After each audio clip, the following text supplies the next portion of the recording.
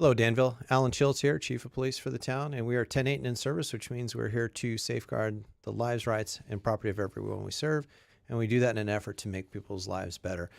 Thank you for joining me tonight. We've got a lot to get through, so I apologize for not being here last week, but we will cover last week's crime and traffic stats, and then we're going to roll right into the rest of the program.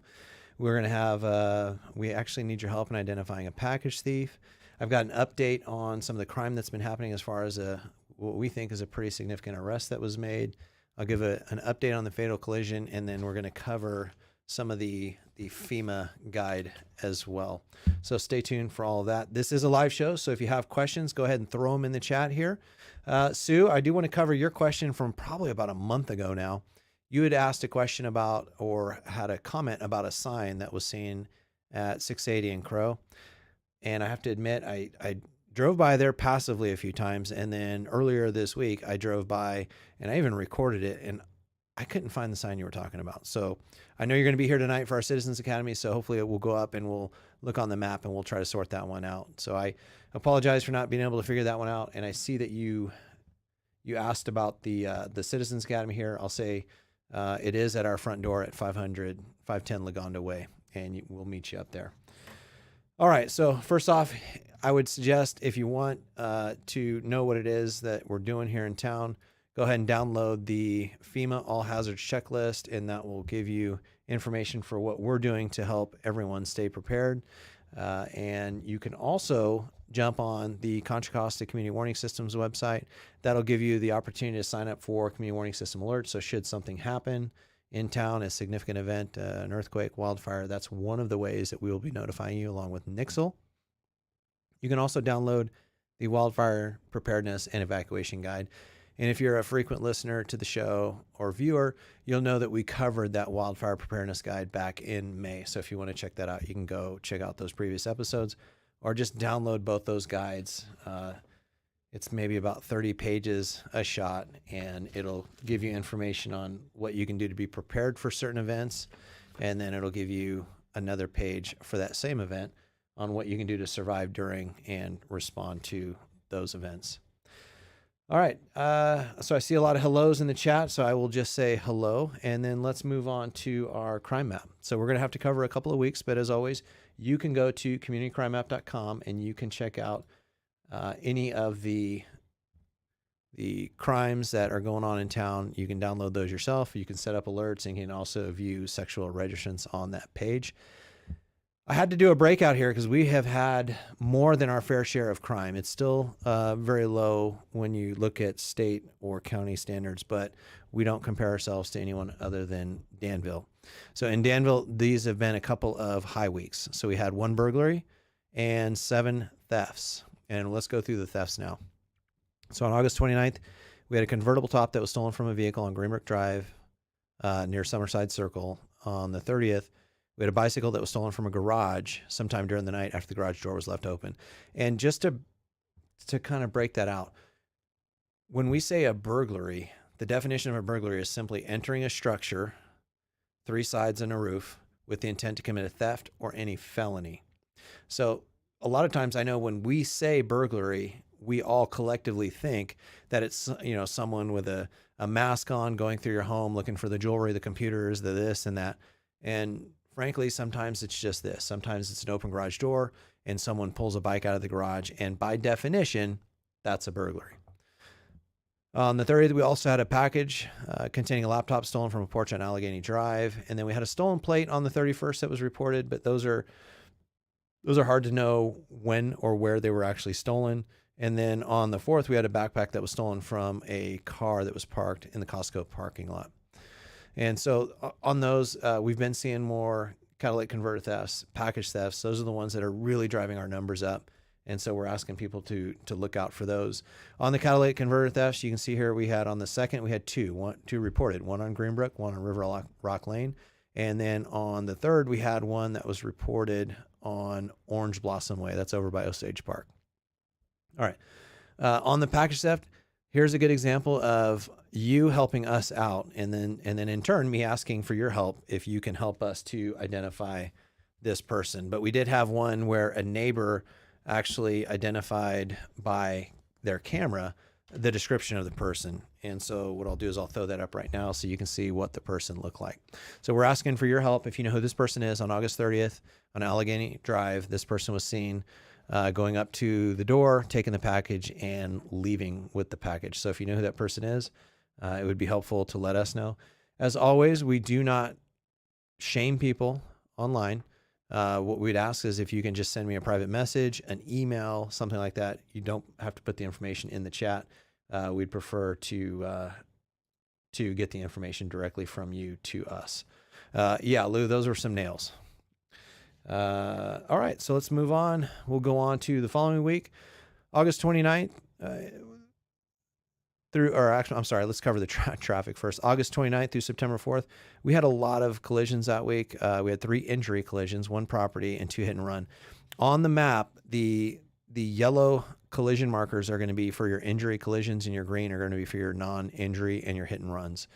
So if you look, we had 2 up off of Comunidad Sahara area. We had 1 hit and run in the parking lot of Comunidad Sahara, where the person was witnessed to have hit the car and then flee. It was a clear hit and run.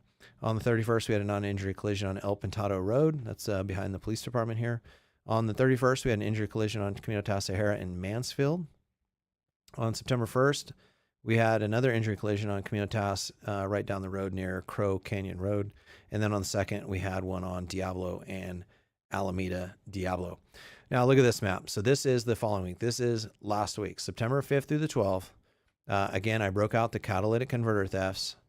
On that week, we had 6 of them. We had 4 on one day on the 7th, and then 2 on the 9th. And if you look on the map, I circled where they were located.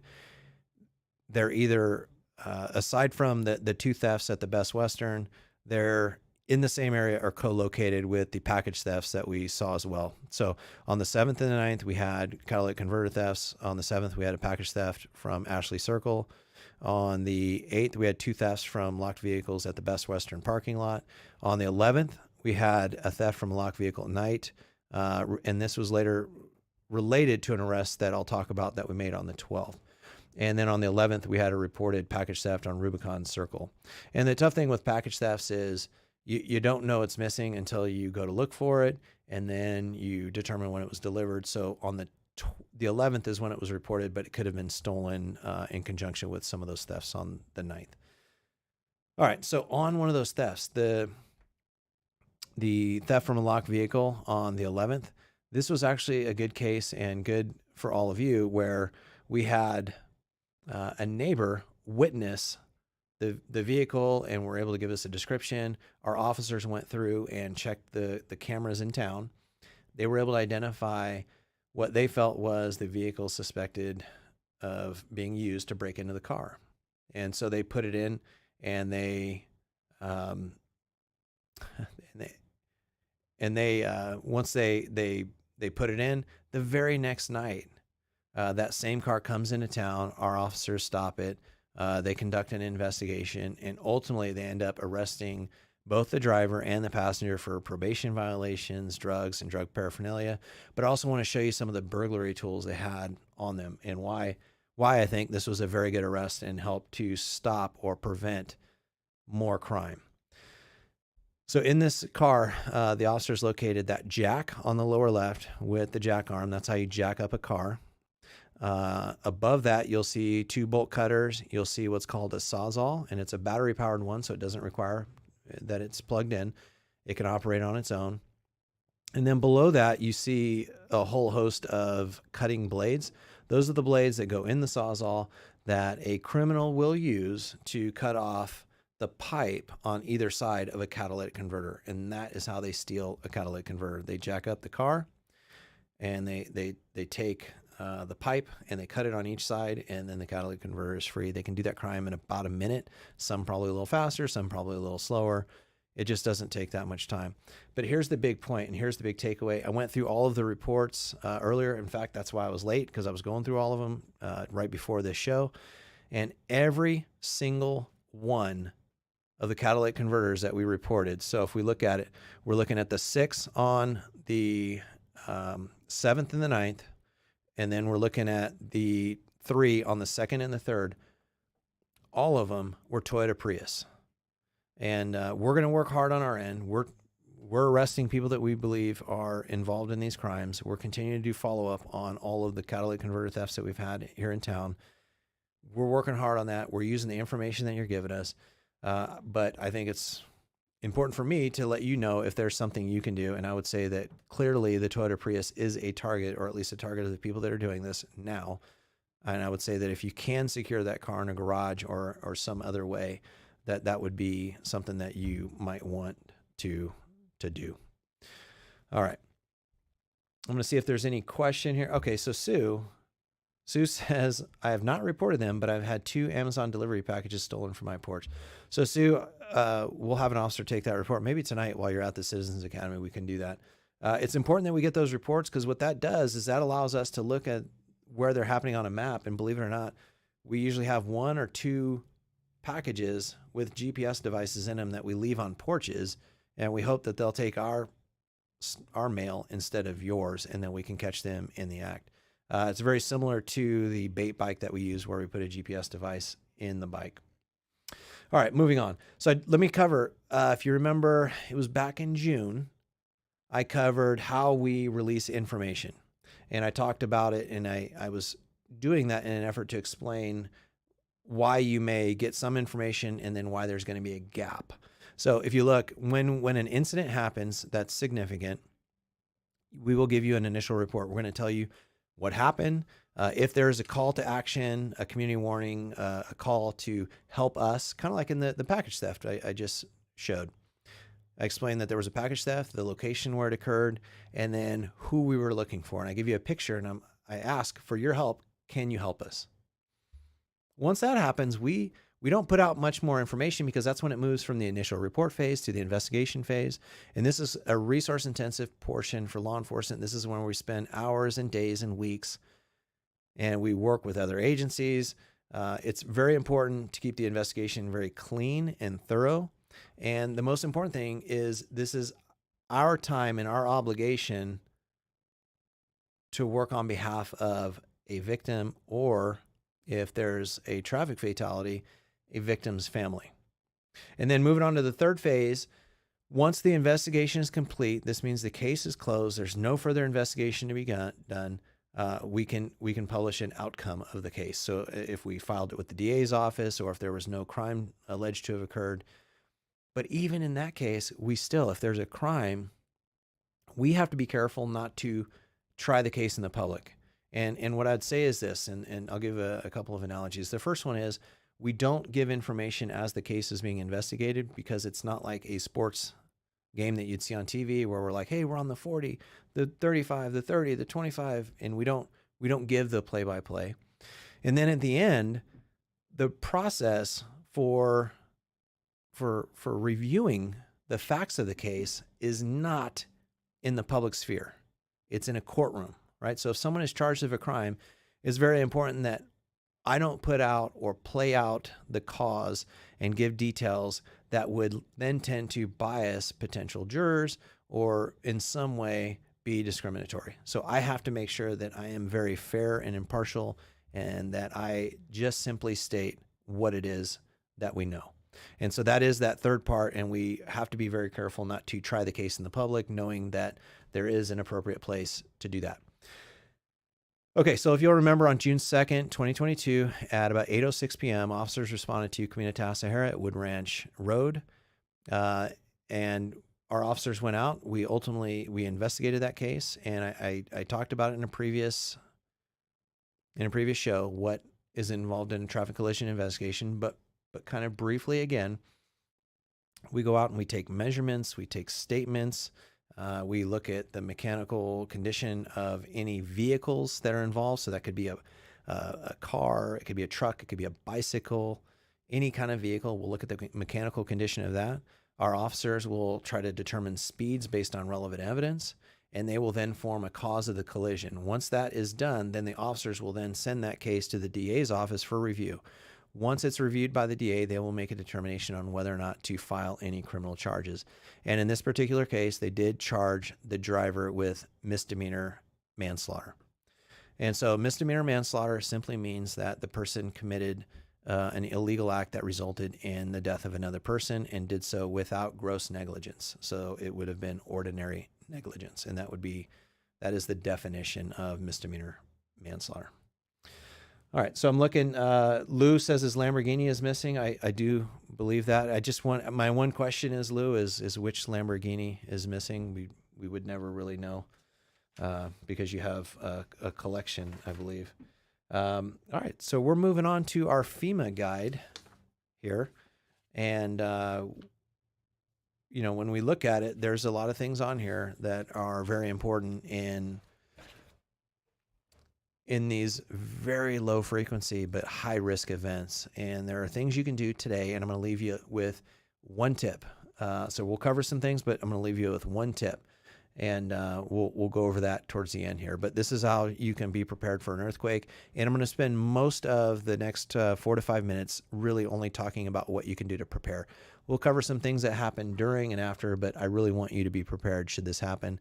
And really there's going to be an emphasis on heavy items that fall and damage and things like that. But what can we do to prepare right now? All right, so creating a family emergency communication plan. So this is if you've got family members in different states, different areas, you want to have a plan on how you will stay connected should you be separated. If you're in your household and maybe you're at schools and work, how are you going to do that? And then secondly, secure items such as television objects that hang on the wall. Now, this is a big one, and if you just can Google videos and say earthquake video, and you will see shelves and large items inside businesses and homes falling onto the ground. And this includes TVs. Even if you put a TV on one of those TV stands that hangs on the wall, similar to like a French cleat where it kind of sets over the top of it, if it's not secured down, it could jostle off that and fall on someone.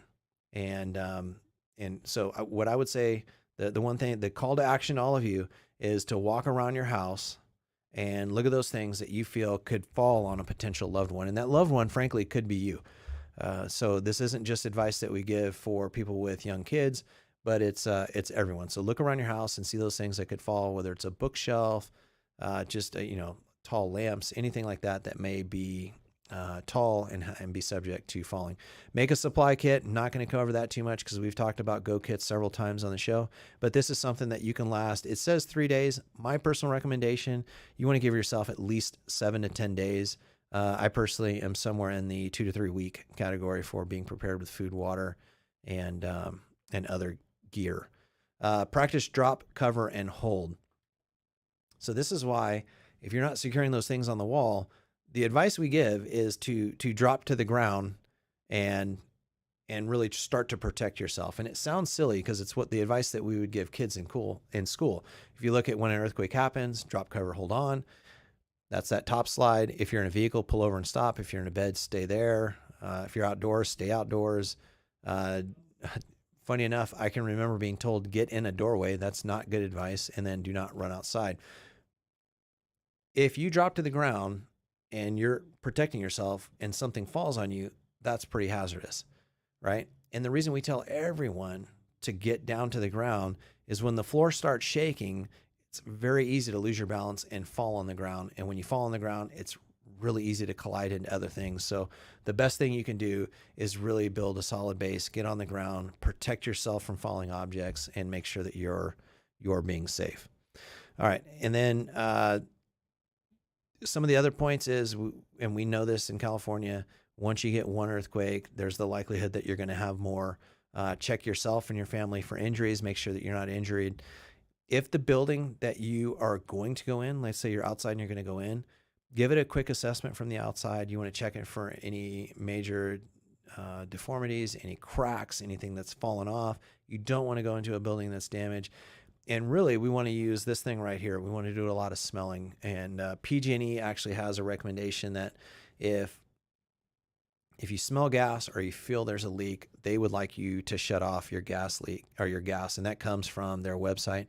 There's 2 tricks here. The first one isn't really a trick. It's the little firefighter. It's an earthquake gas shutoff valve. Most houses that are being built now, or if they've been remodeled, they're going to have one of these on it. You'll see it right next to your gas meter. And the other one is, if you don't have one, get one of those tools that you can shut off your gas meter with. And that's actually on the right-hand side here. I'll put it back up. on the right-hand side, it's a tool that you can quickly shut off your gas from the meter into your house so that you know that your house itself doesn't have gas running in. A side note, if you look, and the reason I put this little earthquake gas shut off, if you have a son like mine that likes to run the trash can into your gas meter all the time, that's going to fire that thing off. And so you're going to hop in the shower. It's going to be cold. If you have one of these, all you have to do is go out, take a little screwdriver, and that little screw that's on the face where it says reset 1/8 turn only, all you have to do is go out there, stick the screwdriver in there, turn it 1/8. You'll see from the top there's a window. If it's red, that means the shutoff valve has shut your gas off. If it's safe to do so because it's your son that knocked it over and it's not a gas leak in the house, you just give that 1/8 of a turn and it'll be back in business. All right, I'm going to check and see if there's anything else in the chat. No? All right, perfect. Can't you identify with computer base? John, help me out. What's that related to? John, you asked the question, can't you identify with computer base? And I apologize. I don't know the reference. Maybe you're talking about the package theft? All right, John, do this. We are at the end of the show. I do want to answer your question, though, so if you can, put a clarifying question in the chat or send me a direct message, and I'll shoot you a call, and we'll get you the answer on that. All right, so with that, again, our 2 pushes right now. We're starting our Citizens Academy tonight, so we're still taking applications, but it'll be for our Spring Academy next year. Go to the Community Warning System site and register. It takes like 30 to 90 seconds. That's it. Download that Wildfire Preparedness Guide, and also download the FEMA guide that we are highlighting all through this series. Those are the 2 things. Download them, stick them in the drawer, and you will be fine. So the 2 things: earthquake, walk around your house, make sure nothing's going to fall, and know how to shut off your gas if you do not already have an earthquake gas shutoff valve. All right, so we're 10-10, which means we're off duty, but we're always 10-8 in service to all of you. Thank you, Danville. Have a good night.